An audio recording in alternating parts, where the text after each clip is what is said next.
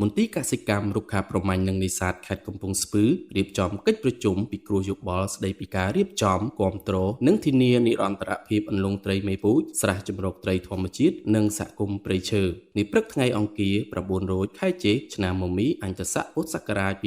2570ត្រូវនឹងថ្ងៃទី9ខែមិថុនាឆ្នាំ2026លោកយឹមណនប្រធានមន្ទីរកសិកម្មរុក្ខាប្រមាញ់និងនេសាទខេត្តកំពង់ស្ពឺបានអញ្ជើញដឹកនាំកិច្ចប្រជុំពិគ្រោះយោបល់ស្តីពីនីតិវិធីការរៀបចំគាំទ្រនិងធានានិរន្តរភាពអន្លង់ត្រីមេពូជស្រះជំរកត្រីធម្មជាតិនិងសហគមន៍ព្រៃឈើក្នុងភូមិសាស្ត្រខេត្តកំពង់ស្ពឺដោយមានការអញ្ជើញចូលរួមពីតំណាងស្ថាប័ននិងមន្ទីរជំនាញពាក់ព័ន្ធជាច្រើនសមាជិកចូលរួមក្នុងកិច្ចប្រជុំរួមមានតំណាងមន្ទីរសេដ្ឋកិច្ចនិងហិរញ្ញវត្ថុខេត្តរដ្ឋាភិបាលខេត្តទីចាត់ការផែនការនិងវិនិយោគមន្ទីរអភិវឌ្ឍជនបទមន្ទីរបរិស្ថាននិងមន្ទីរធនធានទឹកនិងអតុនិយមខេត្តព្រមទាំងមន្ត្រីជំនាញពាក់ព័ន្ធផ្សេងៗទៀតដែលបានរួមគ្នាពិភាក្សាផ្លាស់ប្ដូរយោបល់និងផ្ដល់ធាតុចូលលើនីតិវិធីនិងយន្តការគាំទ្រសម្រាប់ការអភិរក្សធនធានជលផលនិងធនធានធម្មជាតិក្នុងខេត្ត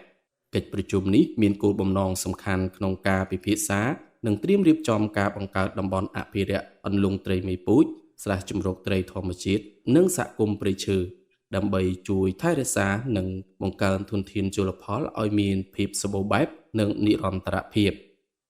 ជាមួយគ្នានេះផងដែរកិច្ចប្រជុំក៏បានលើកយកការសិក្សាលទ្ធផលនៃការប្រើប្រាស់កញ្ចប់ថវិកាថែទាំសេវាសង្គមនិងអនាម័យបរិស្ថាននៃមូលនិធិក្រុងស្រុកនិងមូលនិធិឃុំសង្កាត់ដើម្បីគាំទ្រដល់ការអនុវត្តសកម្មភាពអភិរក្សនិងការគ្រប់គ្រងតំបន់អភិរក្សទាំងនេះឲ្យមានប្រសិទ្ធភាពនិងចីរភាព